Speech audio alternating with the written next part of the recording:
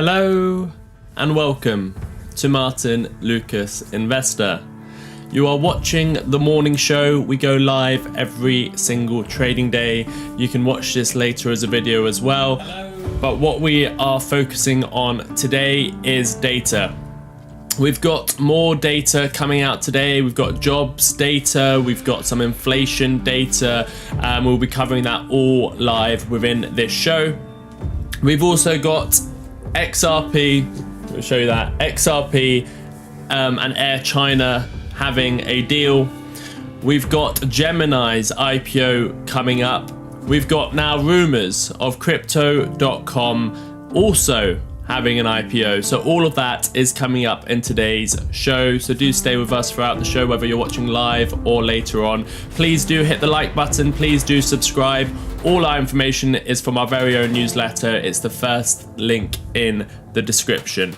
Let's get straight into the news. Thank you everyone for joining us again for the morning forecast show alongside the newsletter. So today's top stories are MicroStrategy's Bitcoin premium is collapsing. There is no the premium that you're paying is going away as MicroStrategy goes down in price.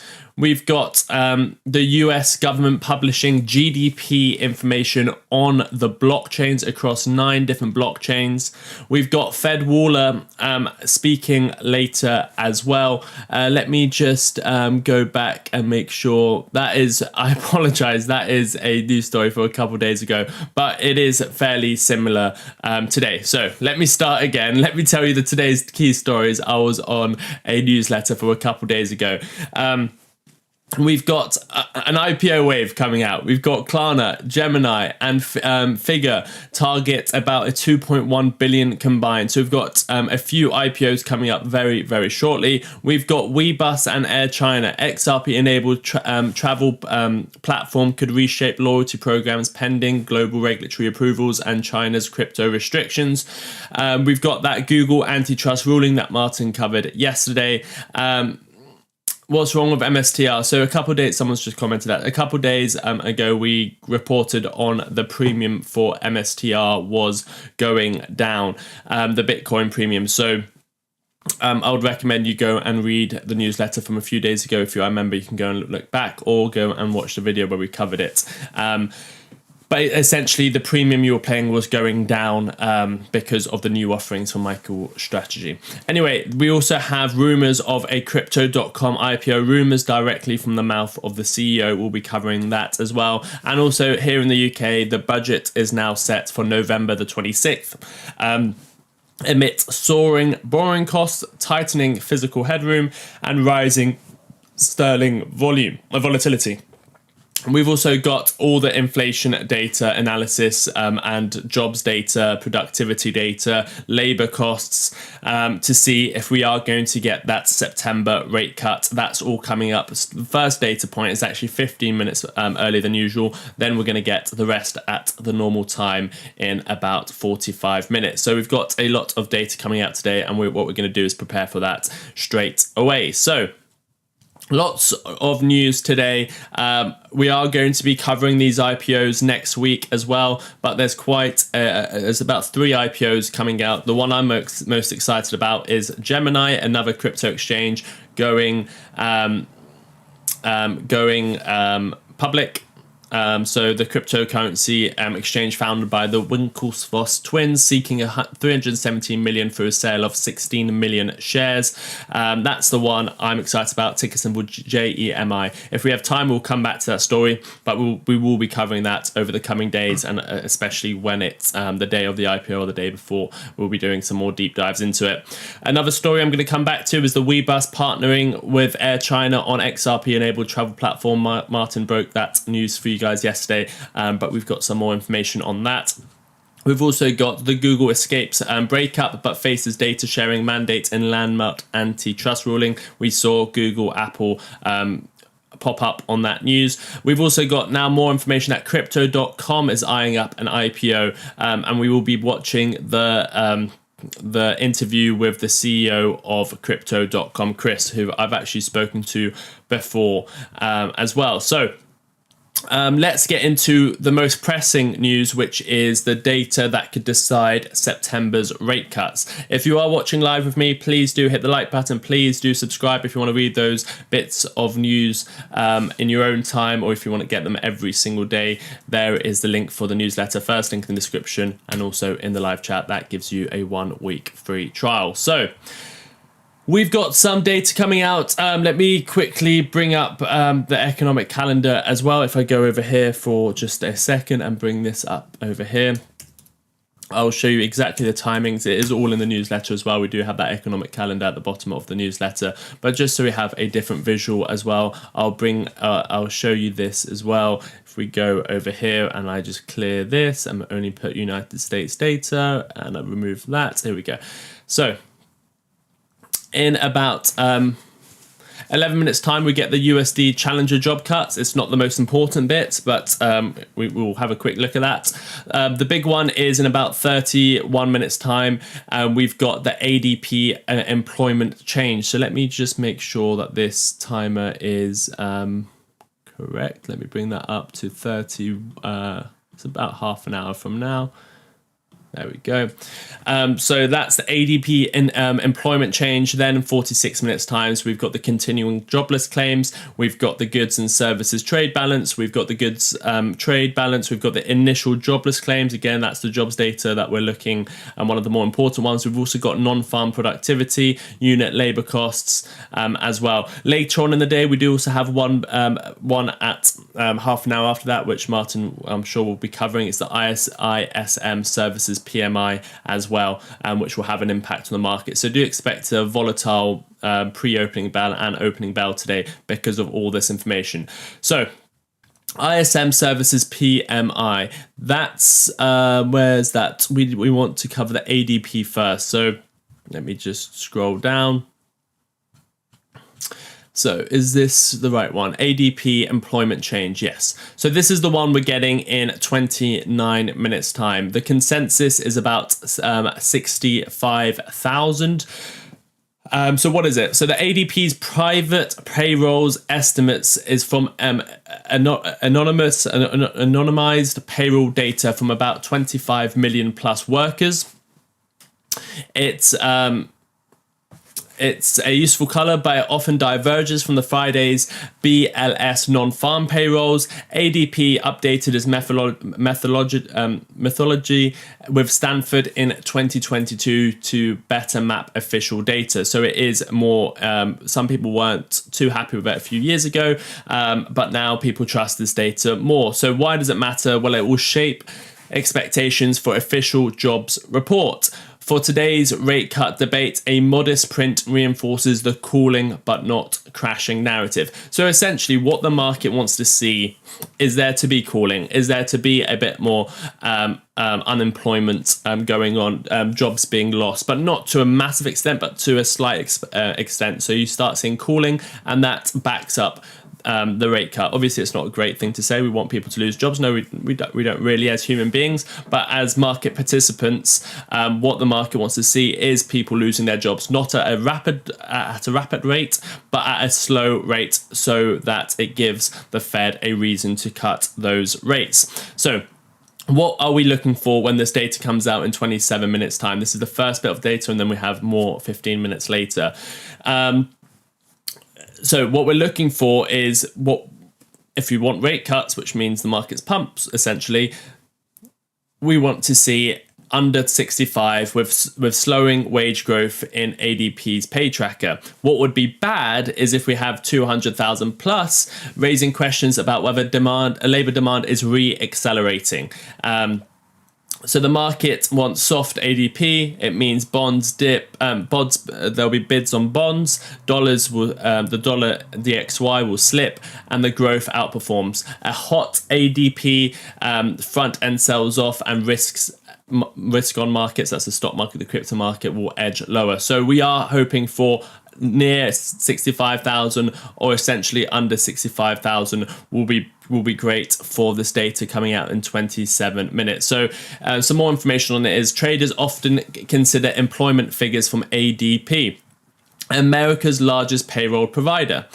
report on as the harbinger of the Bureau of Labour Statistics release on non-farm payrolls, usually published 2 days later.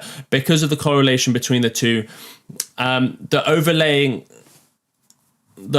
of both series is quite high, but on individual months the discrepancy can be substantial. Another reason FX traders follow this report is the same with the NFP. A persistent, vigorous growth in employment figures increases inflationary pressures, and with it the likelihood that the Fed will raise interest rates. Actual figures beating consensus tend to be USD bullish. So you can see it's essentially saying the higher it is, the more inflationary it is, the more worrying it is for the market. The lower it is, the better it is for the market, and we can expect a rate cut if it was just based purely on this data. But of course it's not. It's one of the many bits of data the Fed look at. So essentially what we're doing with these new data releases that we're covering all the time is acting as if we're the Fed, seeing all these bits of data and being able to understand it a little bit better if we're going to get a rate cut or not, and understand the market a bit better. So the next release is obviously today in about 25 minutes time. The ADP employment change is a gauge of employment in the private sector released by the largest payroll processor in the US, Automatic Data Processing Incorporated. It measures the change in the number of people privately employed in the US. Generally speaking, a rise in the indicator has positive implications for consumer spending and stimulation of economic growth. So a high reading is traditionally seen as bullish for the US dollar, while a lower reading is seen bearish. These are people that are trading the US dollar. That doesn't necessarily mean it's good for the market. In fact, the higher it is, or if it's a massive beat and it's about 200,000, what you're looking at is the labour demand reaccelerating, which might seem great, but essentially it means we won't get rate cuts, so the risk on assets won't be performing well. What we actually want, if we want cuts, is a number near that consensus of 65,000 or below. But that's that's the first data coming out. But we do have plenty of more data coming out today. One that we're all familiar with is the initial jobless claims. Once I go through all of this and we understand what data is coming out, I'll give you my thoughts, my opinions, and we'll come on to those IPOs as well. If you haven't got your mugs yet, this one is the Senator XRP is not a security. Okay, so, and it's on martynlucasshop.com. Initial jobless claims. This is data coming out in about 45 minutes. About 40 minutes now, or just under 40 minutes. So, the consensus is 230. We covered the last one, which was just slightly below consensus at 229. So what is it? Weekly new filings for unemployment insurance. So remember, what is jobless claims? Well, it's how do they get this data? It's the people that lose their jobs and then they apply for unemployment insurance through a benefit, a government benefit, insurance benefit. So that's how we get the data, and that's how we understand is there how many jobless claims are there. So weekly new filings for unemployment insurance is one of the fastest reads on labour demand. This is what the markets really look at very closely. Higher claims. So if the number is higher, we're expecting 230. The higher the claim is a cooling labour market. Lower claims, it's still a tight market. So why does this matter? The Fed wants clear evidence of softening labour demand to gain confidence on cutting. A steady uptrend in claims and the 4-week average usually precedes slower payroll growth. So what would be good for rate cuts? Again, bringing it back to what do we actually care about? Rate cuts is what we care about. Not emergency rate cuts, but rate cuts in time. So hopefully a September rate cut. What would be good for those cuts? A print above 230. So essentially, we want the data to be worse so that the Fed really start thinking about cutting rates. Because if you remember what Fed Chairman Powell said in his last speech at Jackson Hole, he said the reason they might be changing their tune and start cutting rates is because of the labour market becoming weaker. What does it mean, the labour market becoming weaker? Well, it means unemployment rates are going up and there is more jobless claims. So essentially, to get Jerome Powell to cut those rates. He wants to see more people lose their jobs. Essentially, it doesn't sound nice, but that's how the market works. So a print above 230,000 and or an upwards drift in the 4-week average, ideally trending towards the mid 240s, which will show labor market cooling without breaking. What would be bad, and this is bad in the context of market participants in cryptocurrency in the stock market, is a sub 225,000, with falling 4-week average signaling persistent tightness and less urgency for cuts. If the labour market's all good, then they don't have to worry about cutting rates. They can keep rates where they are and combat inflation. The caveat is with all of this is if inflation, if claims spike suddenly, so if today we get 275, 300,000, 350,000 in a week, that shifts the narrative from a controlled cooling to a hard landing, which is bad for both the economy and market. So there is a very fine line which we're treading here. We want to see unemployment and initial jobs claims go up, but not up too much, because if it goes up too much, it means the Fed's too late. They might have to do an emergency rate cut. But if it goes up above consensus, a fair amount, a little bit, then it will solidify that we're going to have a September rate cut. So we do actually want the data to be higher than consensus for jobs this time around, so it can back up the fact that the September rate cuts will be coming, but not too high to indicate that we're too late and have a market crash. So a very, very fine line. So the market reads through softer claims, but not spiking. Yields down, dollar softens, growth and tech and sensitive bid. So that's what we're hoping for. If you're a market participant, still low claims, yields and dollar goes up, risk assets wobble, a sharp spike, bonds rally defensively, equities, crypto sell-off on recession fears. So let me just make this clear again. This is one of the bigger data points we're waiting for today. That's not the one coming out in 20 minutes, it's the one coming out in half an hour.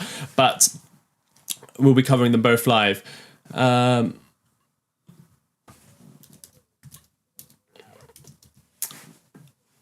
Okay, so yes, I'm just reading some messages there. Okay, so yeah, let me just explain one last time so you fully understand what I mean. So this is the initial jobless claims. This is a data point the Fed looks at. It's a data point that's pretty accurate when you look back on it. Obviously, there's revisions, but it's essentially how many people are unemployed and are claiming the benefits of unemployment. We want that to be slightly above consensus. Why? Well, because that's the only reason the Fed are looking to cut rates, is because they're worried about the labour market. And if there's a cooling labour market, if there's higher claims, then the Fed will go, okay, we need to cut rates because we're damaging the economy now. If it's below consensus and there's no issues with the labour market, the Fed will look at it and go, there's no problem with the jobs market. We don't need to cut rates. We can keep rates where they are, so we can control inflation. So it's a very fine line, because if it's too high as well, if today's data is about 250,000, 270,000, 300,000, then that could trigger a panic. And instead of being good that it's above consensus, it's actually bad because it's too far up. It's a sudden spike. It means the Fed haven't done their job. It means that we could be going into a hard landing. It means that there's recession fears, and it means that we'll have a big sell-off. So a very fine line we're treading here with the jobs data. But I don't expect to see a sharp spike. It will be good to see it slightly above consensus, because the market will rally on the fact that we'll pretty much have a guaranteed rate cut in September. If we are looking at the data right now as well, the market is very much pricing in a rate cut in September. It's now looking like 97% likely we do have a rate cut in September. What would be more interesting to have a look at today is if it goes the other way, if jobs data is much lower than consensus and the data is swinging in the way of no need for rate cuts, because right now the market is pricing in rate cuts, but if the data presented doesn't show that we need rate cuts, essentially the market's really priced in rate cuts, and then if they have to unprice in rate cuts, that's when we can get a sell-off as well. So that's one of the bits of data. Another bit of data we're going to get today in about half an hour's time is the non-farm productivity quarter over quarter annualized consensus to 2.4%.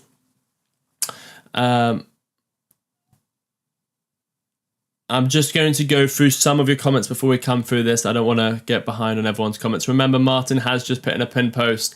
So did anyone guess right? What did you notice? Only the best Lucasades will see it. Link on X. Go and check this out and let me know in the comments if you have noticed what Martyn is talking about. Go and like the post and go and have a look and see if you can notice what Martyn's talking about. Let me know in the chat. Yes, Yeston's having lunch. He's not participating in the fast. Neither am I, to be honest.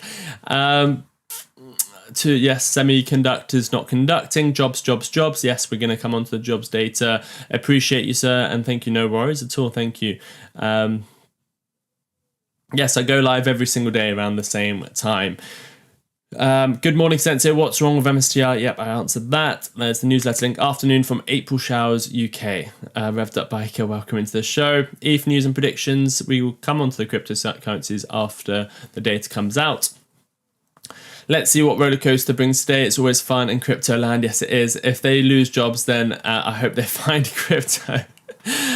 There are lots of good news going around for Ripple, but it does not affect in XRP's price. I think it will in time. Let's be clear, Jerome Powell wants to see low job growth. Investors know this. We want rate cuts, not low job growth. Have you all discussed Klarna, IPO and Gemini? No, but we will. It's in the newsletter today. Not yet. All the good XRP news is a strong platform for price growth. Patience, yes, exactly. Hello, Mark. How are you doing? We need low job growth. Jerome, we don't need low job growth. Jerome needs that. Nothing says we can't reduce rate and grow jobs. Thank you, D. Herman. Feels like a sell no matter what kind of day. Bad jobs is going to be nasty. He's going to cut without bad jobs data. Thank you. You're right, Bruce and Angie. Hello, Bruce and Angie. Welcome to the show. Interest rates at current levels are not primary drivers of inflation. Interest rates at current levels are not primary drivers of inflation. Are not the primary drivers of inflation. No, they're not. Should be zero. Interest rate should be zero. I think we would have inflation going through the roof. A big fat tick says Revved Up Biker. Yes, you got it. Revved Up Biker got it. You guessed it right. Let's give you a celebration.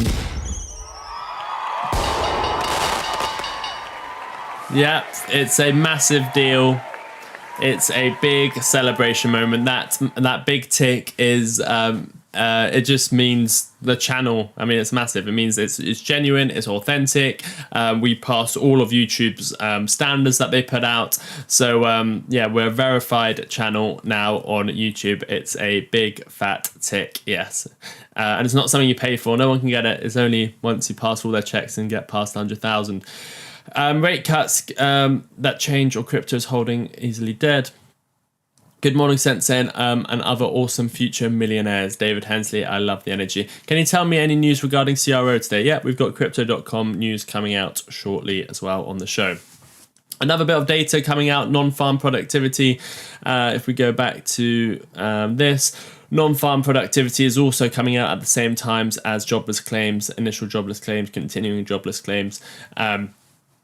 Is coming out as well. Consensus is about 2.4%. So what is it? It's the output per hour in non-farm business sector. Rising productivity expands the economy's speed limit, letting inflation cool without a big jobs hit. So why does it matter? Strong productivity gives the Fed cover to cut sooner because it restrains unit costs and even if wages are okay. Recent reports show solid gains, including in manufacturing. So what would be good for cuts is above 2.4% or at, with prior quarter not revised down, reinforces the disinflation via efficiency. So that's an interesting thing to keep an eye on. Remember, disinflation doesn't mean inflation's going under 0%. It just means inflation's growing at a lower place. That's the meaning of disinflation. But you can get disinflation through efficiency. If you're losing workers but you're more efficient, then you're essentially bringing inflation down. So what they want to see the Fed is this story of disinflation. Remember, disinflation doesn't mean inflation is going negative and things are getting cheaper. It just means inflation is growing at a less steep rate. It's if we see non-farm productivity at or above 2.4% without any revision for prior quarters, this will reinforce the disinflation via efficiency story. A bad outcome would be a surprise downside. Sub 2% or negative revisions raise concern that disinflation needs more labor market pain. Markets would say that if we get a beat on this, bullish duration and equities, especially quality growth, we'll get a pump on them. If we miss it and we get lower, yields will go higher and equities will be mixed. They'll be probably going down if it was a data point by itself. But remember, all this data is going to come out at the same time, and then the market's going to decide overall what they think of the data. Let me get Bloomberg stream ready as well, and then we can cover it live in 10 minutes time. Let me go over here. Let me go to Bloomberg. I'll bring them in live as well.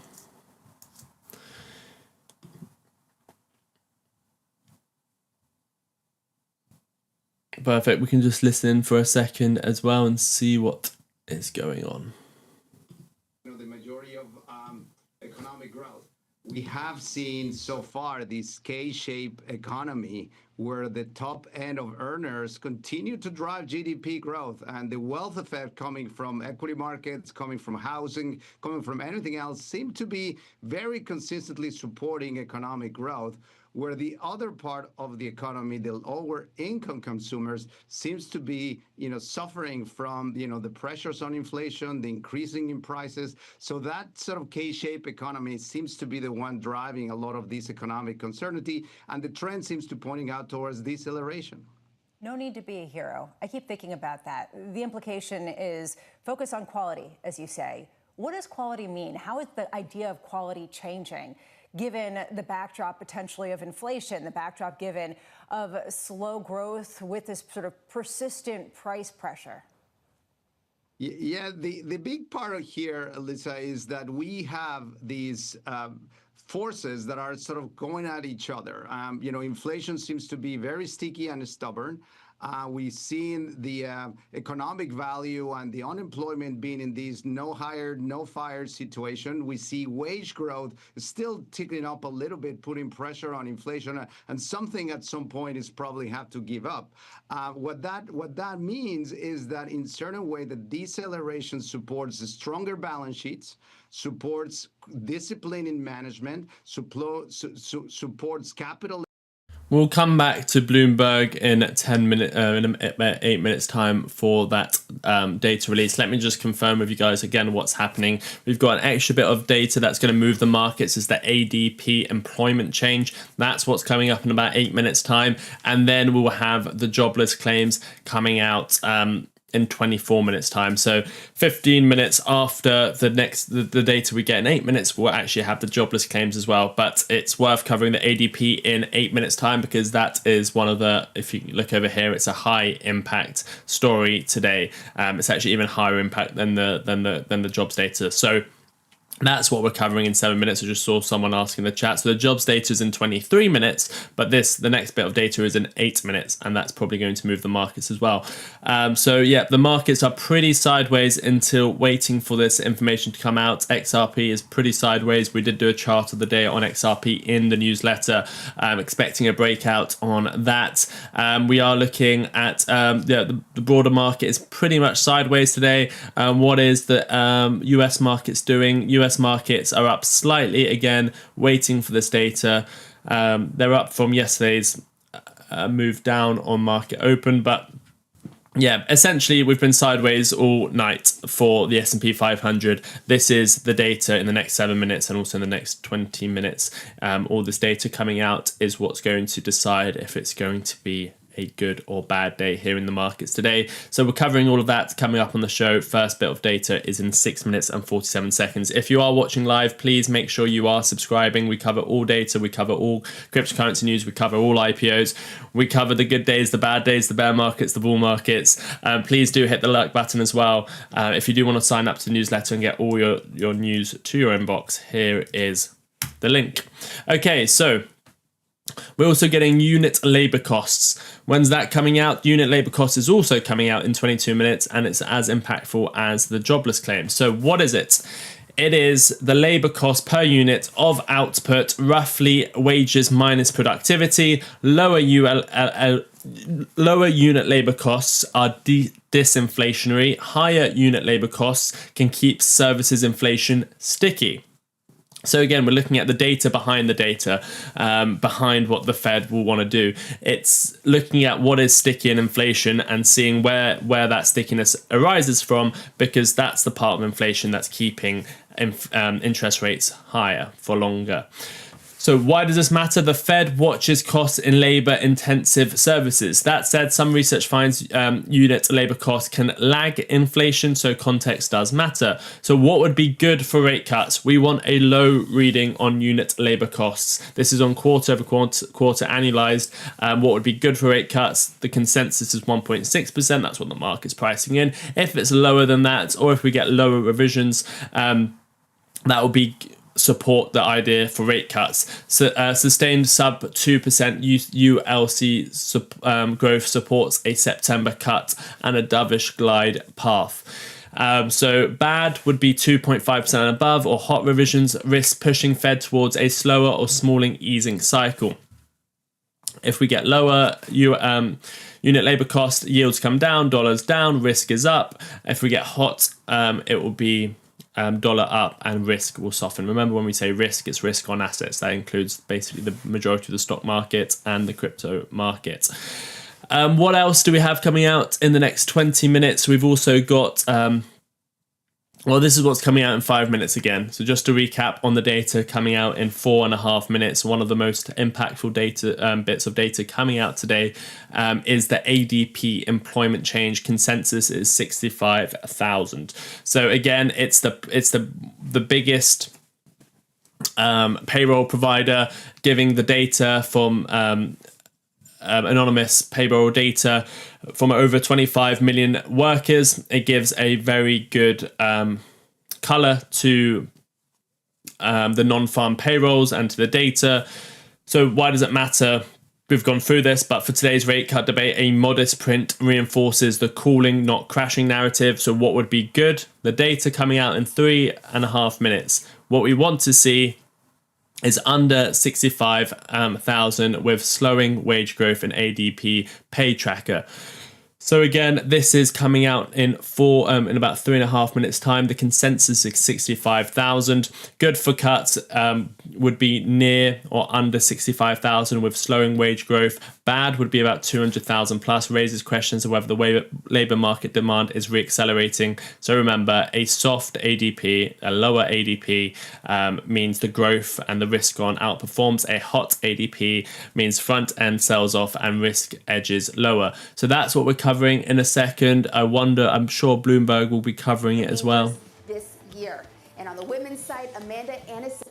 No, talking about sport, let me fast forward this. Remember, this is a tip if you're watching live, or if you're ever watching anything live, go into the cogs below the video. Even though you've got that red button, which means you're as live as you can be, you can actually go one step further. Press the cogs, then press playback speed, then press the highest you've got, and then it will actually fast forward as well, even closer to the live time frame.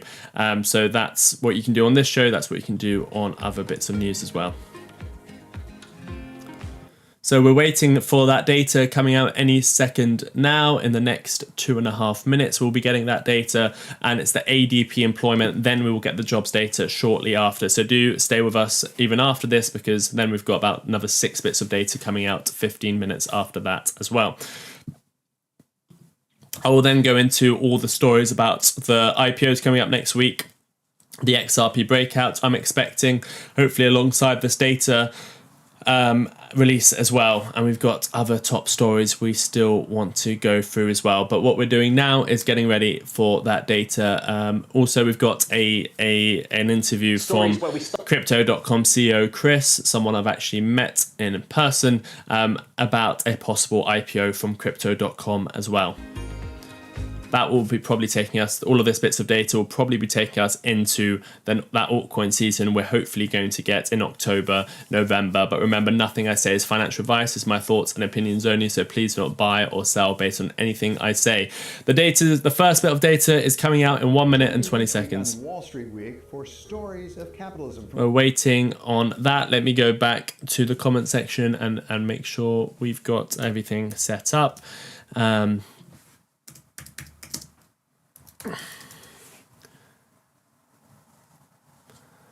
Just making sure we've got everything set up there. No. Okay, here we go. No, it's what you need to think about. What is going to be the consequence for U.S. markets? Any second now. So we've got data coming out in 1.5 minutes. Oh, 1 minute now. Remember, this is the ADP. It's a high impact bit of data, employment change. What we're hoping for is a near or under 65,000. The consensus 65,000. If we get above 100,000, above 200,000, that won't be good. Fiscal policy, a lot of those kind of core steady attributes. They normally take a break right before these big bits of data, keeping an eye on the time, and it's not released just yet. Here we go. 60 seconds away, a data point you used to ignore. Can you ignore it anymore? Equity futures on the S&P positive by 0.2% on the S&P. This is the data coming out live. 0.3 on the Nasdaq 100, on the Russell up by a third of 1%. Turn to the bond market. 2-year, 10-year, 30-year, 10-year bond yields now down by close to 4 basis points, sub 420 at 418. 30-year bond yields backing away from 5% within a basis point of that level in yesterday's session. This morning down 4 basis points to 485.94. The ADP report lined up. The estimate in our survey 68K. The previous number 68K. with the number this morning. That's the consensus. Good morning, Mike. Good morning, John. I'm looking right now at the number. It's 54,000 jobs, according to ADP. Comes in lower than the forecast you just mentioned of 68,000 and certainly down from a revised 106,000 last month. So this is not good news for the markets, and it is something that was foreshadowed by Governor Chris Waller, who noted that the Fed buys data from ADP on a weekly basis, and it had deteriorated during the months since the last jobs report. Taking a look at industry by industry, goods producing gained 13,000 jobs, but manufacturing lost 7,000. The gain was in construction of 16,000. And in service. So yeah, it's not great for the economy, but good for the rate cuts. Down 17,000. Education and health services down 12,000. It's interesting, Omar Sharif of Inflation Insights putting out a note this morning saying, watch that social and education health services category, because that's been the one that's provided most of the jobs for this year so far. And if it's losing jobs, that is odd, and it is also not particularly good for the economy. Leisure and hospitality jobs made up the majority of the jobs that we got. 50,000 jobs for the month of August. So it isn't an overall great number. And I might just mention the pay numbers that they use for ADP. Job stayers got raises of 4.4%. Change jobs, you get 7.1%, fairly healthy. But how many people are changing jobs these days? Mike, a picture of the economy over the last 2 days so far this week. Mike, if you put together the Beige Book, ISM, job openings for the earlier month of July, this data this morning, it's not a great read, is it? It's not a great We've got more data in 13 minutes. That is kind of in stasis, not moving forward terribly, not moving back terribly. But the trend is what some members of the Open Market Committee have been talking about, and that would be concerning because the trend is towards slower growth and slower employment growth, which would feed on itself. So we'll have to see what we get tomorrow in terms of jobs and whether that tells the same story. Oh, and don't forget ISM services at 10. It's an important read. Mike, we'll be back with you in about 13 minutes' time. Jobless claims are just around the corner. Mike McKee breaking down the ADP report. That comes in a whole lot softer than expected. Equity futures stay positive. But, Bramo, this just puts a lid on this bond market, doesn't it? Just keeps a lid on yields across the curve. There we go. Bad for the economy. Good for rate cuts. We've got more data coming out very shortly. That's what the rest of the market's waiting for. We've got the first big bit of news from today. That was the ADP jobs coming in less than expected. It's good for cuts. It makes the Fed want to cut rates. However, it's not great for the economy, and that's why the market doesn't know how to react. It will know how to react in 12 minutes time when we get the rest of the puzzle. More bits of information coming out in 12 minutes time with the rest of the data, including jobs data. This was the first bit of data we're getting today, and then in 15 minutes time we're getting about 6 or 7 different data points. So stay with us for that.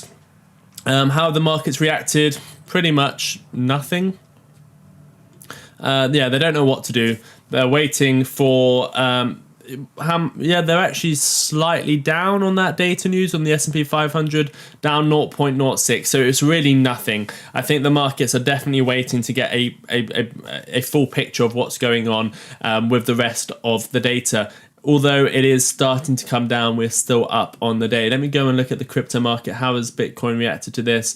It didn't like it either too much. Well, it did pump initially. It's about exactly where it was before the data came out. So nothing significant in the markets yet, but I'm sure it will be in the next 15 minutes when we get to or the next 11 minutes when we get to the next bit of data as well. So what are those bits of data we're getting next? Well, they are continuing jobless claims. We've got goods and services trade balance. We've got goods trade balance. We've got initial jobless claims. We've got initial jobless claims 4-week average. We've got the non-farm productivity and unit labor costs. The one I'm going to be keeping my eye out for is the initial jobless claims data. That's what the market likes the most or reacts to the most out of all of this. And if we just recap on what we're expecting, prior was 229,000. The consensus is 230,000. And what is this again? This is the big data we're waiting for in the next 10 minutes. It is the weekly new filings for unemployment insurance. How do they get this data? Well, they look at who's claiming benefits on unemployment and the new filings every week. It's one of the fastest reads on the labour market. It essentially means higher claims is a cooling labour market. Lower claims is still a tight market. This is what Jerome Powell was referencing in his Jackson Hole speech. This is the reason the market's pumped, because they heard him mention this and recognize this and say he would probably act on this. So this is the data we want to see. And again, as market participants, not as human beings, we don't want people losing their jobs, but as market participants, what you want for a rate cut is to see the labour market cooling. But there is a fine line. You don't want it to suddenly be crashing and having a massive beat on consensus and have lots of people losing their jobs. You just want it to see it slightly above consensus or a fair amount above consensus, but not an alarming amount. So the higher claims we see on initial jobless claims won't be great for the economy, but it will signal that rate cuts will be coming, because the Fed will have no choice but to cut rates. So why does it matter? The Fed wants to see clear evidence of a softening labour market demand. What do we mean by softening labour market demand? We mean a cooler labour market, higher claims on this on initial jobless claims. So the Fed wants to see clear evidence of a softening labour demand to gain confidence on cutting a steady uptrend in claims, and the 4-week average usually precedes slower payroll growth. So what would be good for rate cuts? Again, rate cuts is sort of what we want to see, not emergency rate cuts, but just rate cuts at the FOMC meeting. And what supports that? A print above 230,000 and or an upwards drift in the 4-week average, ideally trending towards the mid 240s, which will show the labour market is cooling without breaking. If we get a massive print, 300,000, 350,000, that will signal they're too late, the market's breaking. So what would be bad? Sub 225,000. If we get a print below 225,000 with a falling 4-week average, signals persist tightness and less urgency for rate cuts. If they see the labour market's all fine, It's not softening. That just says to them, well, there's no need to cut rates. Inflation's still high. Let's keep rates where they are. The caveat with all of this is if claims spike suddenly, if we get a sudden spike today, if we go to 280,000, 300,000, anything above 275 or 300,000 in a week, that shifts the narrative from a controlled cooling, a soft landing, to a hard landing, which is bad for both the economy and the markets. It's a double whammy. It's not just bad for the economy, it's bad for the markets as well. That will signal panic, that will signal emergency rate cuts, that will signal they're too late, that will signal a collapsing economy, that will signal a recession. We don't want it to be too high either. So markets read through softer claims but not spiking, yields will come down, dollar softens, growth, tech, crypto, and rate sensitive will go up. Still low claims yields, dollars, risk assets will wobble. They won't know what to do. They wouldn't know how confident they are on rate cuts to continue.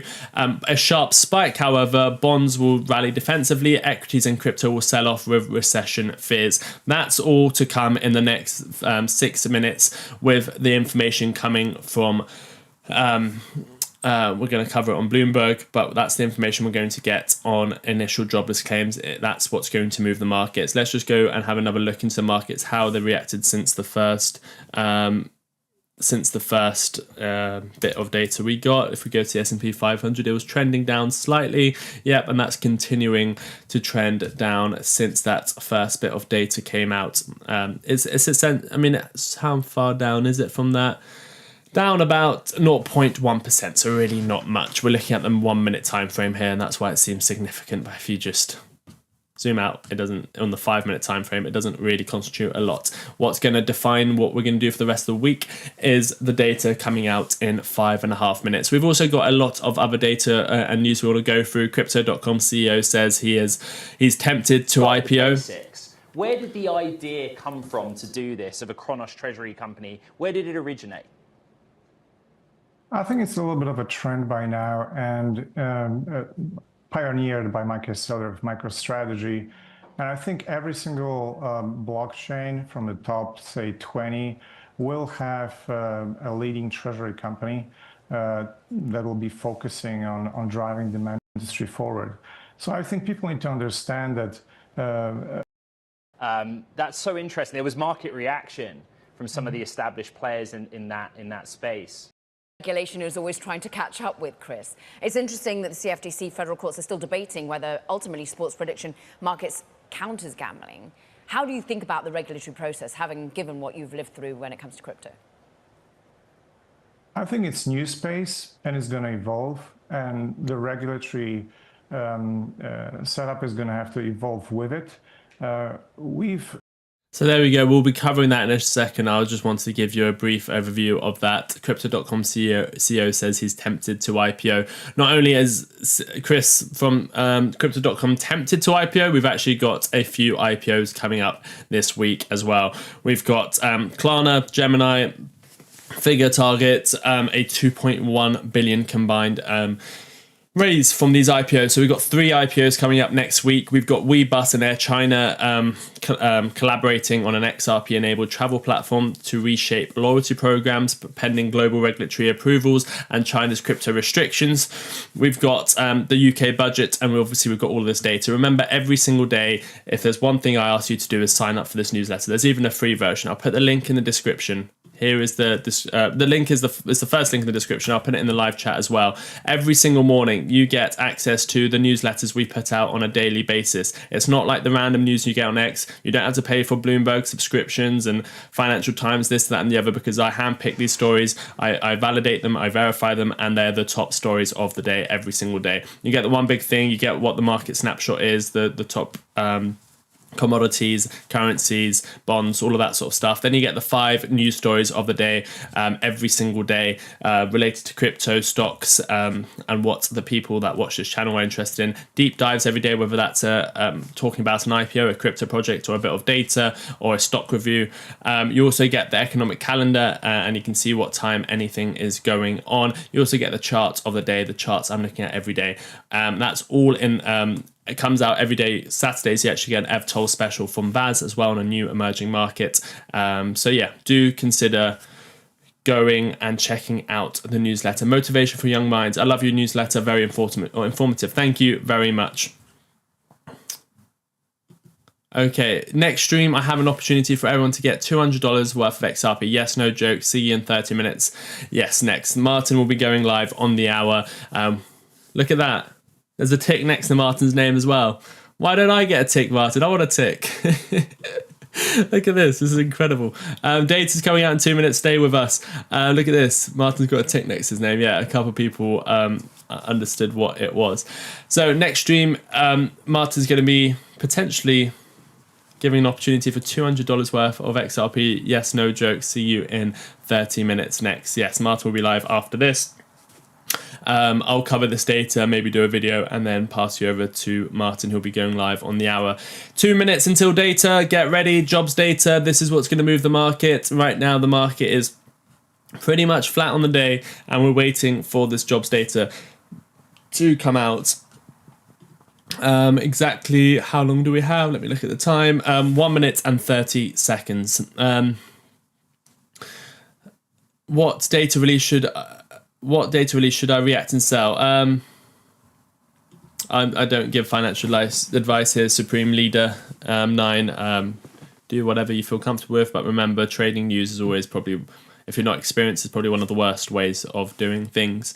If we get a really, really high reading on initial jobless claims, that's probably going to lead into a recession. So a lot of people will panic sell if we get massive reading.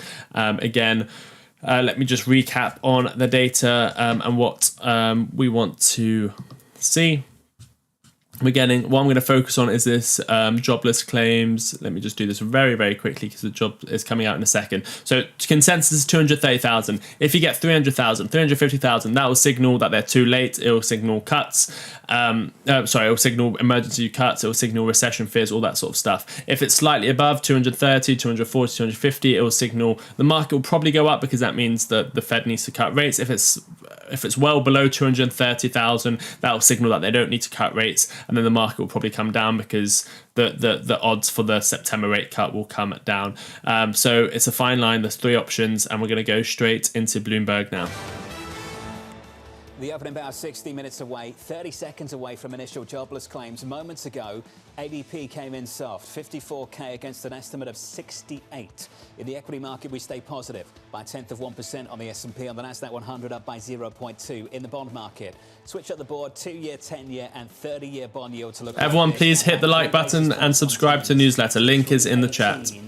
39. With the latest on the jobs market, with your jobless claims data, is Mike McKee. Good morning, Mike. Good morning, John. Looking for the numbers to pop up here, and they haven't quite yet. We can say the trade deficit widens to $78.3 billion from $60.2 billion, and that's largely... They don't have the data. I do have the data. It is at 237, slightly higher, which is good if we're just looking at that piece of data. Now, 237, a little bit higher than anticipated. The 230 was the forecast. Last week, 229. The continuing claims number, 1,940,000. That's down from 1,944,000. So some mixed numbers on jobless claims probably don't add anything to the narrative of what's going on in the labor market now. People will be more concerned about what we did see with ADP, only 54,000 jobs created. But I do want to go back to, for just a second, to the trade balance, because that's going to worsen GDP growth outlook for the third quarter, July, the first month of the quarter. And the imports up 5.9% after being down 3.7%. In June, suggests that there was another pull ahead effect of people. Remember, it is good news. It's slightly above. Fed should have cut rates, but there's a lot of data that's just been released. So we have to see what all the rest is. If that reverses, we'll have a different kind of number for the month of August. Mike, can we just stand this August data? So the 4-week average now on claims is 231. The number you just read out, 237, the estimate was 230. If you looked at all the other labour market indicators, Mike, they're not spanning a great story. They're not drawing a fantastic picture of the US labour market at the moment. And yet, Mike, jobless claims, if you only had jobless claims, you'd think this labour market was still pretty strong. Mike, is there a disconnect there? What do you think that speaks to? I think it's just confirming the narrative that we've been hearing from Fed officials and from corporate leaders for quite some time. that they're not hiring. They're concerned for what's going to happen with tariffs and what's going to happen with the economy, but they're not firing either. They are, at this point, just trying to hold on to workers as long as they can, because if things suddenly pick up, they don't want to have to go through what they went through after COVID in trying to find people. Also, with the labor market in recent months slowing, growth in the labor market slowing, it could be even harder to find people. So they're going to hold on as long as they can. And that seems to be what's going on with jobless claims. We're also just at the period where all those federal workers who got fired but got severance might be coming off that severance. So it might pick up from there in terms of the government guys. Mike McKee, great work as always. Michael McKee there, down in Washington, D.C., breaking down this economic data. So this is what we've got. Jobless claims came in at 237. That's the wrong kind of upside surprise against an estimate of 230. Continuing claims, which have been quite elevated over recent weeks, comes in lower than expected. So some conflicting information there, Bramo, maybe. But ultimately, claims are telling you one thing, really, really stable, very low historically. All this weakness is showing up elsewhere. Well, Mike really raised it well, and he put it well, this idea of the low hire, low fire churn dynamic. Where you can see this is the unemployment rate among young individuals who are just out of college, the fact that they've got the highest unemployment rate ever outside of a recession. So where it's showing up is companies are choosing not to make hires that they traditionally would do. They're not firing, but they're not necessarily really expanding their workforces. We saw that in the Challenger data earlier this morning. Looking for that step down in jobs growth to continue tomorrow. The median estimate in our survey for payrolls is 75k. I've talked a lot about the range. The high is 144. The low is still 0. Can you imagine a 0 tomorrow morning? I mean, what do you do with that? Is that bad enough news to shake the confidence in some sort of economic recovery? Suddenly, do we price in a 50 basis point rate cut in the following weeks? These are the questions that people will be asking. I think the more interesting question is, can you imagine a 144? Something pushing 200. If we got something much, much stronger, that would feed this idea that we're getting this reacceleration. I see nothing like that in the data so far this week, with the exception of one thing. That subcomponent of the ISM manufacturing with new orders. Apart from that, there's not much to hang your hat on. On the flip side, what if you get 50,000 jobs and then you also get the unemployment rate coming down? I mean, there are all of these sort of questionable Okay, I think that's enough of them. They don't even know what they're saying. They don't. This is Bloomberg, full of people that have all these qualifications and have been doing this for years and covered every single data release. They don't even know what to say.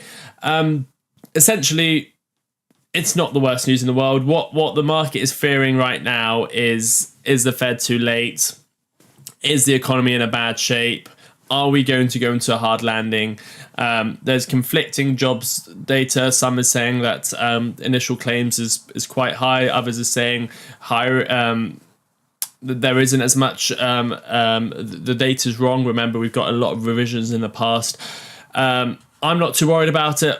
I don't think it's the worst news in the world. I think it's pretty good news. Essentially, the Fed has to cut. I think what they're worried about now is it too little, too late? Are they going to have to put in larger rate cuts? I think we have now solidified the September rate cut.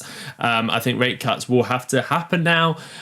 So yeah, September is rate cuts. The issue is now, is it too little, too late? That's why the market's down at the moment. But I think at the end of the day, it's not the worst data we've got. It supports that rate cut, and the market already priced in that rate cut. That's why it wasn't a pump on the news of slightly above what the consensus was, which is what we were hoping for. But because the market's already priced in a rate cut, it doesn't really matter anymore. The market's now looking forward and saying, is it too late? Are we going to continue to get rate cuts, or is the economy not in a good shape? So at the end of the day, it's not the biggest surprise. It's not the worst bit of data we've received ever. It's not going to crash or pump the markets on this data alone. It's pretty much business as usual, with probably some liquidations occurring. If everyone sells at once, there might be liquidations. Right now, what's Bitcoin doing? Bitcoin is down this morning now. The last 5 minutes is down 0.2%. Yeah, nothing significant, but I'm sure the whales in the world can now start selling and causing liquidations. But I'm not bearish. I don't think it's bad news. I think it's a nothing burger. I mean, there was nothing really too significant about it all. Rate cuts in September are now confirmed. People are going to be calling for 50 basis point cuts now. But essentially, business as usual. Everything's fine. Nothing too significant that's going to move the market in significantly in one direction or another. I am going to go into some other bits of data now. A few stories I want to cover is XRP's collaboration, Webus using XRP with Air China, the IPO is coming up next week, and all of that sort of stuff. So do stay with me, do hit the like button, make sure you guys are subscribed, because we cover all the data, we cover all the IPOs, all the stock market news, all the crypto news, so you won't miss a thing as long as you're subscribed and you hit the like button and this notification bell on the subscribe. So let me just do one video on XRP. So let me close this, and this, and we'll go into the IPOs as well. Okay, so let's get into that XRP bit of news, and then we'll go into the IPO news. I'll do it as a video as well. Let me see if I can do it. I haven't done this for a while. Let me go back here. I want to make it into a video so people that aren't watching live can see this as well. Video, stream, recording. There it is. Okay, so here we go. We're going to go into a story for Webus. Wouldn't 50 basis points indicate there's a crisis and trigger inflation? No, it wouldn't. Certainly wouldn't trigger a inflation. Worst young employment rate since GFC. That's great. Yeah, not good. Yeah, no one's hiring and no one's really firing. That's the issue we're at. Mate, if you don't mind, is this netting news done? Supreme Leader, I don't know what you mean about that. Good day all. Okay, let's get into the XRP story and also into the IPOs. Let me bring the XRP story live on the show. Here it is. Let's go to the screen over here and let's do this. Breaking news on Martyn Lucas Investor. We are looking at a major week next week with full of IPOs, Gemini IPOing. Remember, they just brought out their new XRP card. They've been very bullish with XRP. But not only that, we've got a big partnership right around the corner with Webus, that XRP treasury company we've been covering on the show, but now it's partnering with Air China on an XRP enabled travel platform. What am I talking about? Well, here is the news for you guys. This is super bullish for XRP. Some people are asking me, why is it not pumping XRP's price? All this good news. I don't care if XRP's price isn't pumping short term. This is building the foundations for what XRP is going to become. But anyway, let me tell you the news, let me give you my XRP chart analysis, and let me tell you what I think about it. So Webus Partners, remember that's the company that's been buying XRP. Remember Michael Saylor's strategy on buying Bitcoin and keep buying Bitcoin and borrowing money and buying Bitcoin? Well, he's doing that. There's more clever companies out there, in my opinion, such as Webus, who are doing the same with XRP. Vivo Power, Webus, there's a whole list of them now that are buying XRP, but not only as a treasury asset, not only are they buying XRP because they think the value will go up, but because XRP's actually got utility and is actually useful, they can have it as a treasury asset and they can use it for to make everything more efficient, and they can use the XRP product for what it was meant to be used for. So let me get into the story. Webus partners with Air China on XRP enabled travel. This is major news. This is Webus International Limited. Remember, they are trading on the stock market under the ticker symbol WETO. They have pledged to buy about $300 million worth of XRP. They are on NASDAQ Exchange. They're trading right now for about $2.30. The all-time high was about $2.30. Only been around since February of 2025, in case you're wondering. Remember, nothing I say is financial advice. It's my thoughts and opinions only. Please do not buy or sell based on anything I based on anything I say.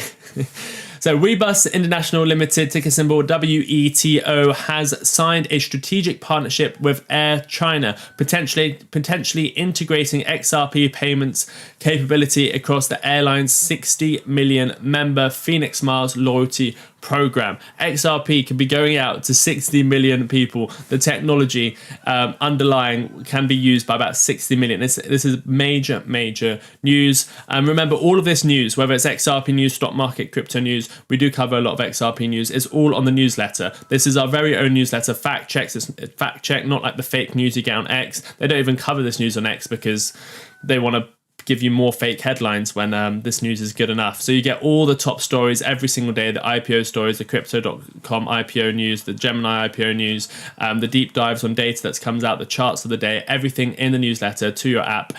First link in the description. There is a free trial there. There's also a free plan. Go and check it out, and you can read the full story as well. But let's continue with the story.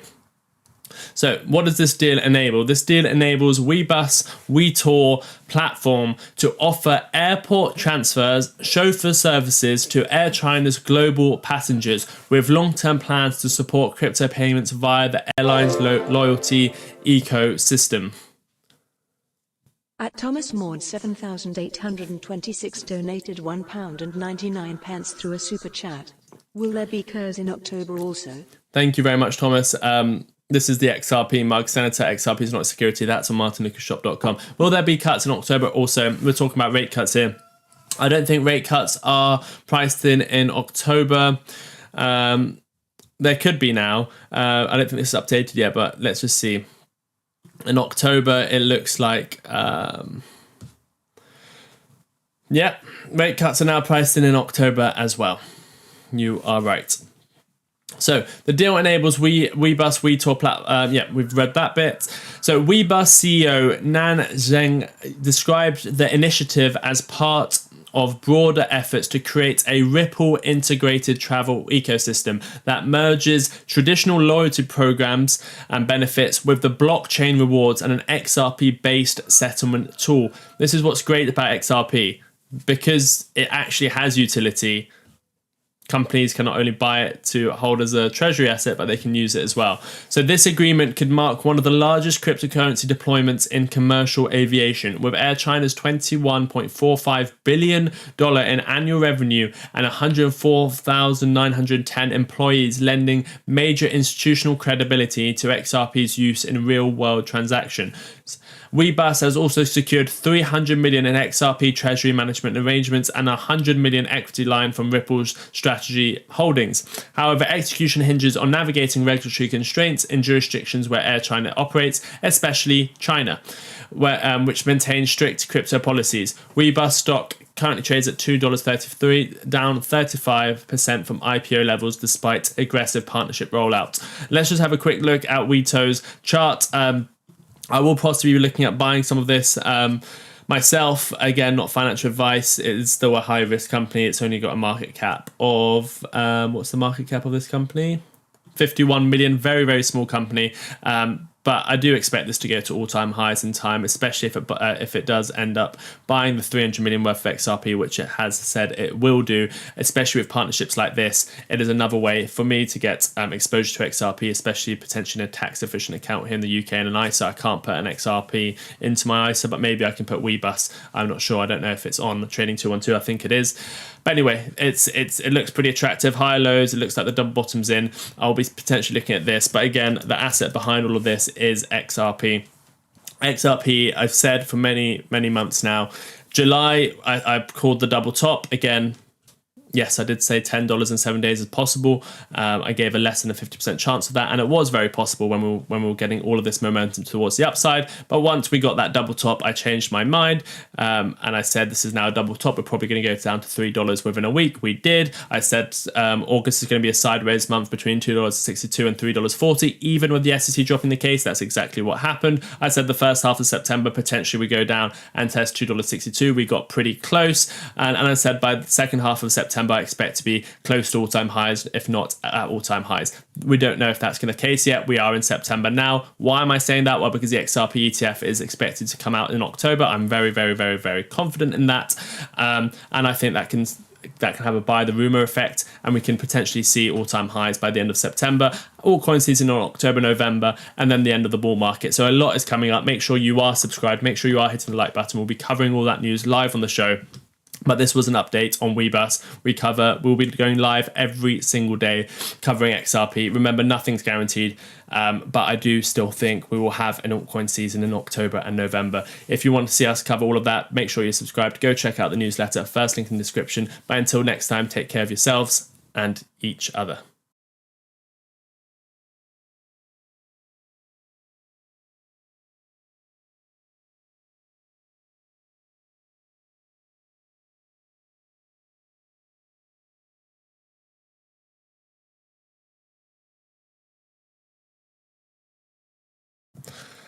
So that was just a video, so hopefully I didn't lose many people thinking that I ended the live stream. That was just a video, and we do have one more we want to do, which is for all the IPOs. So let me go, hopefully that's saved, I don't know. I've not done that in a while. Let me go over to the next news story, which is the IPOs and Crypto.com's IPO, and then we'll go over to Martyn.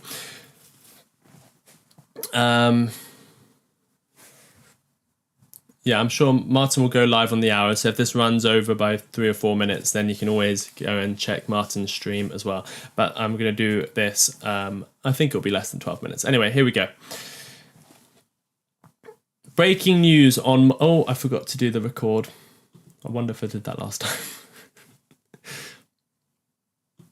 Breaking news on Martyn Lucas Investor. We are looking at IPO season once again. We've seen big IPOs, Circle, Bullish, all performed very well. Can we have a few more left in the can? Well, we've got 3 IPOs coming up. We've got Gemini, we've got Klarna, and we've also got one more. Plus, we've got Crypto.com possibly IPOing. So let me give you all the news and all the information you need to know ahead of next week's IPOs. So let's get straight into it. Remember, this is all from our very own newsletter. First link in the description. If you want all the information, we'll be covering each and every single one of these in much more detail before the IPO. So if you want to know all of their balance sheets, how to buy them, everything you need to know about these specific companies, go and check the newsletter. First link in the description. So major IPO wave builds momentum for next week. What are we talking about? Well, the upcoming week is shaping up to be the most active for IPOs in 2025, with 3 major tech companies and fintechs debut targeting over 2.1 billion in combined proceeds. Leading the charge, my favorite is Gemini, the crypto exchange founded by the Winklevoss twins, seeking 317 million through the sale of 16.67 million shares priced between $17 and $19, aiming for about a $2.2 billion valuation. That's fairly small compared to other IPOs we've seen. We've seen Bullish, which is currently at a, let me just bring up Bullish, which is another crypto exchange for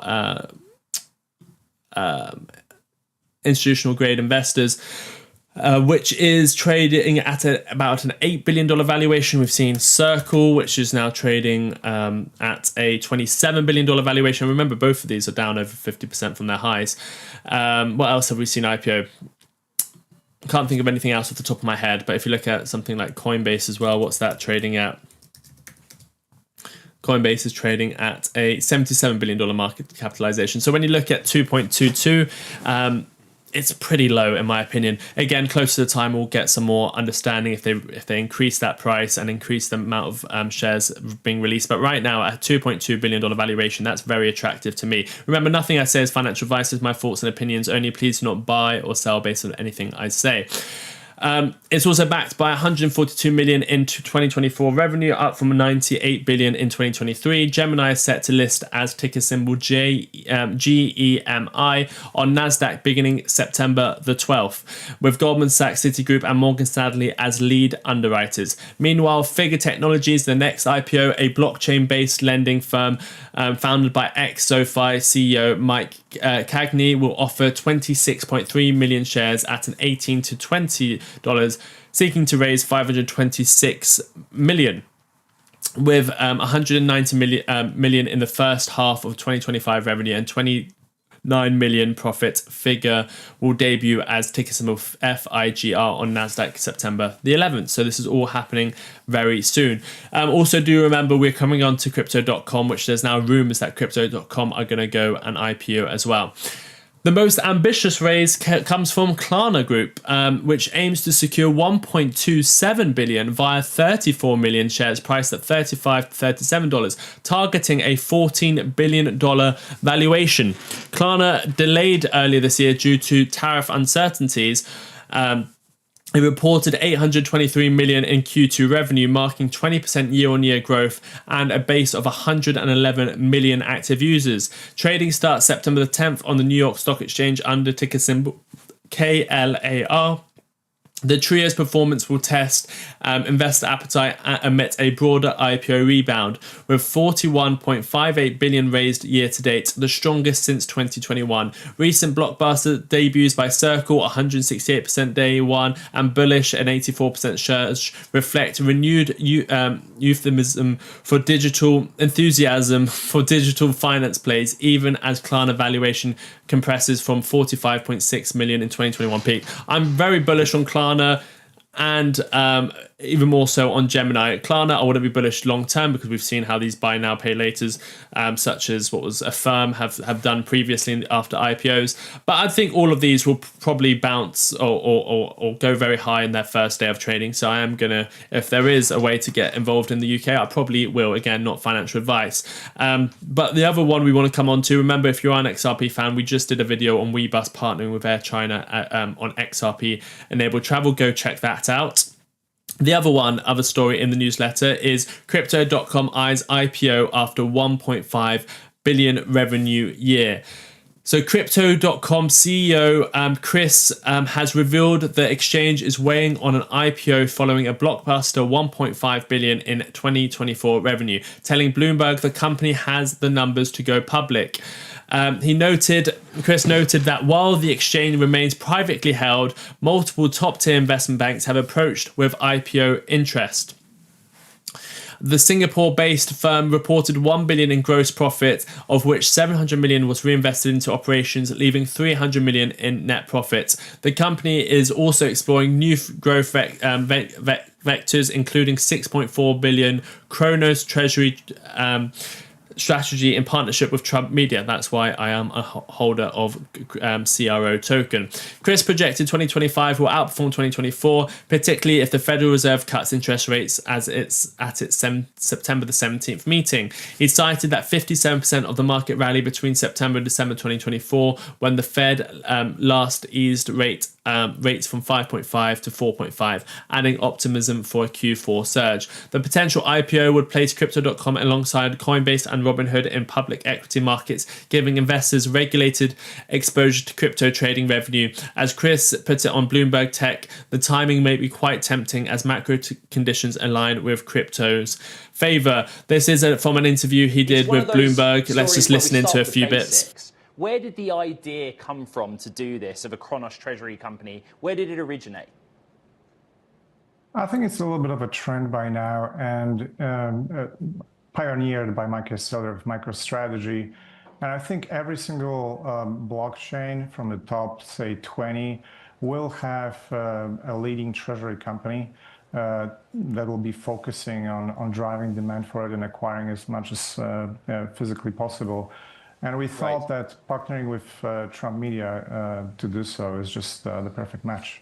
So there are a number of initiatives between Crypto.com and Crypto.com has partnered a lot with Trump Media. Now they've got a treasury in place. Now Crypto.com is buying some of the DJT shares. Trump Media is now buying some of the CRO token. So there's a lot going on behind the scenes and a massive partnership there between Trump Media and Crypto.com. And Trump Media, or the broader Trump family, where did that relationship start? Who did you first meet, and how long have you held those relationships? So I think it dates back a couple of years, and we always look forward to working with people who are pro-crypto, who want to help drive this industry forward. And I think I'm going to skip forward a little bit. Extension of a relationship that broadens out to ETFs, that broadens out to payments and subscription creation, but it also broadens out the conversation that people are having about, more broadly, benefits to the Trump's broader family when it comes to crypto, Kris. When you're having those conversations with friends, with family, how do you talk about whether or not there might be any conflicts of interest, which I will reiterate, the family and indeed spokespeople for the administration would say there are none? And you have to agree with those statements, because everything is held in blind trust, and this is a published company that operates independently, and we are still a privately held company. It's quite tempting to consider these options, given how richly the market values crypto companies these days. We certainly have the numbers to do so. We certainly have the numbers. Selling parts of the business? Gemini and the like, would you ever think of an IPO? Would you as you say? Here's the IPO question. What are the plans for Crypto.com more broadly? We're just hearing of IPOs of Gemini and the like. Would you ever think of an IPO? Would you ever think about selling parts of the business? Right. I have to admit it's quite tempting to consider these options, given how richly the market values crypto companies these days. We certainly have the numbers to do so. We've done about 1.5 billion in revenue last year, about $1 billion in gross profit, reinvested about 700 million of it, so let's say 300 million net profitability. This year, I think it's going to be better, especially if we see the Fed rate cut and a strong Q4 following. So we have the numbers, and we've been approached by all the top names in terms of the investment banks. We want to be a very well-run company, so we are working on preparing everything, but no decisions have been made at this point. We think that there it is. It looks like he is very tempted to IPO. If you do want to go see the whole video, if you just type in Crypto.com CEO, says he's tempted to IPO. It's a interview with Bloomberg. So yeah, that is always good. I mean, Crypto.com IPO will be massive. They actually make a lot of money compared to some exchanges that actually lose money. So that's my story on Crypto.com. We'll be covering it more. There's a lot of IPOs we're covering next week, so keep an eye out on this channel. Make sure you're subscribed. Make sure you hit the like button. We'll be covering every other IPO and if Crypto.com IPOs as well. So thank you everyone for tuning in. Until next time, take care of yourselves and each other.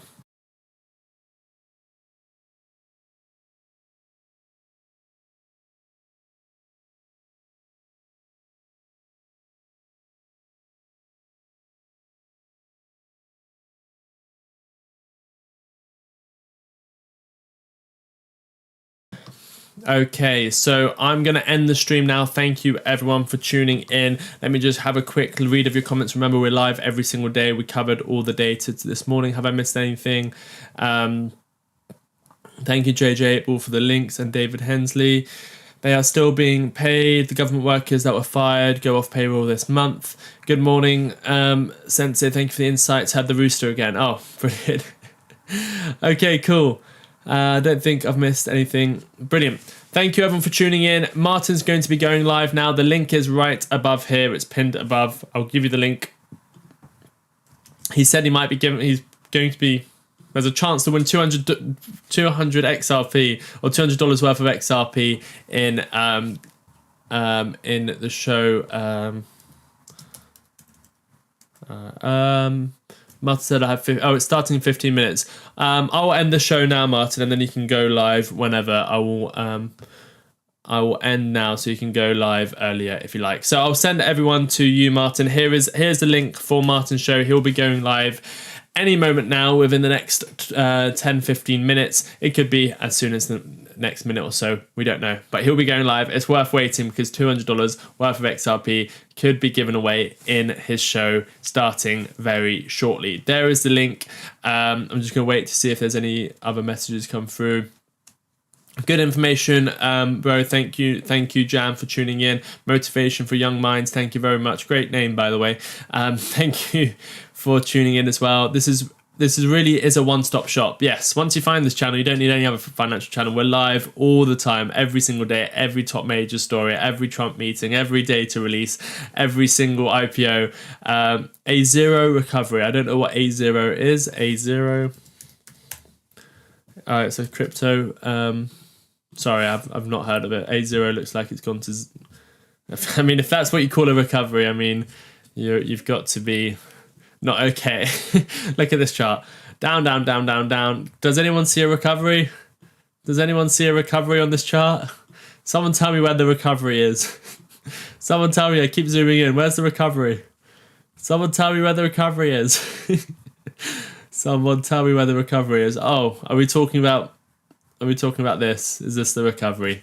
Well, good luck to you. I don't know what this chart. I don't know what this crypto is, but you can't really call that a recovery. It's down 99.9%. Cheers, man. Thanks. Good information. Yeah. Okay. Here is the link for Martyn's show. This is where we are going next. Until next time, everyone take care of yourselves and each other. I'm live every single trading morning. Go and check out the newsletter. You'll have some time to read the stories we haven't done yet. And if you haven't subscribed yet, there it is. Good afternoon, Sensei. Yeah, I'm just leaving. Lake District, I love it. I'm leaving. Thank you, guys. Go and check out Martyn. He will be giving away $200 worth of XRP in his show. I have $200 for everyone. Yeah, there we go. Until next time, take care of yourselves and each other. I've said that about 50 times now, but I'm actually going now. Bye-bye.